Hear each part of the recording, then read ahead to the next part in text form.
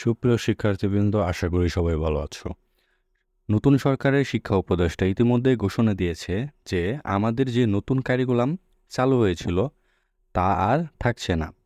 আমরা এখন পুরাতন পাঠ্য বইয়ে ফিরে যাব এবং এই জন্য অনেকের মনে অনেক ধরনের প্রশ্ন ঘুরপাক খাচ্ছে।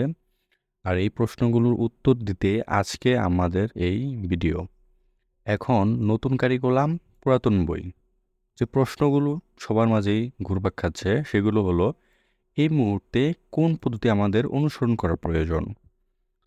আমি বলবো, যেহেতু আমরা নবম শ্রেণীর অর্ধেক চলে এসেছি, তাই আমাদের উচিত দশম শ্রেণীর যে বই, আগের পুরাতন বইয়ের নবম শ্রেণী এবং দশম শ্রেণী একসাথে ছিল, তো এই যে এখন আমাদের নতুন পদ্ধতিতে তো দশম শ্রেণী আলাদা করে আবার নতুন বই দেওয়ার কথা, কিন্তু এই বই তো আমাদেরকে এখন আর দিবে না।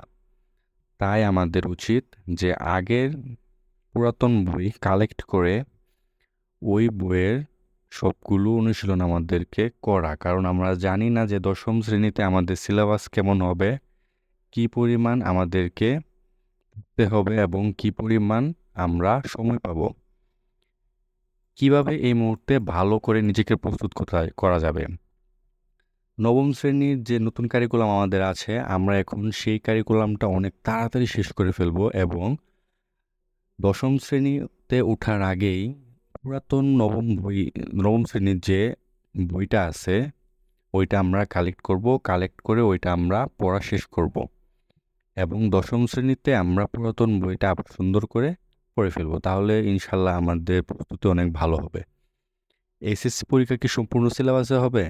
নতুন শিক্ষা উপদেষ্টা তো বলেই দিয়েছে যে আমরা আবার আগের কার্যক্রম বা পুরাতন বই যেভাবে চলতো সৃজনশীল এভাবে আমরা করব।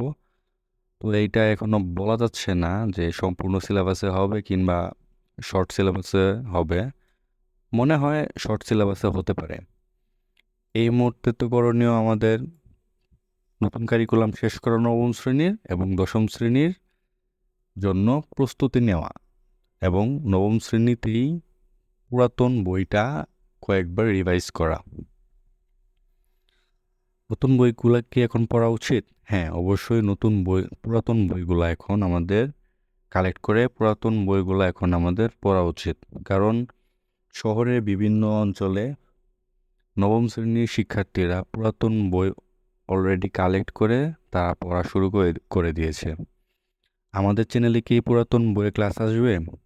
হ্যাঁ, আমাদের চ্যানেলে পুরাতন বইগুলোর ক্লাস যথাক্রমে আপলোড করা হবে। আমাদের সাথেই থাকুন সেই পর্যন্ত। আর সবাই পড়ালেখার মাঝে থাকুন। ধন্যবাদ সবাইকে।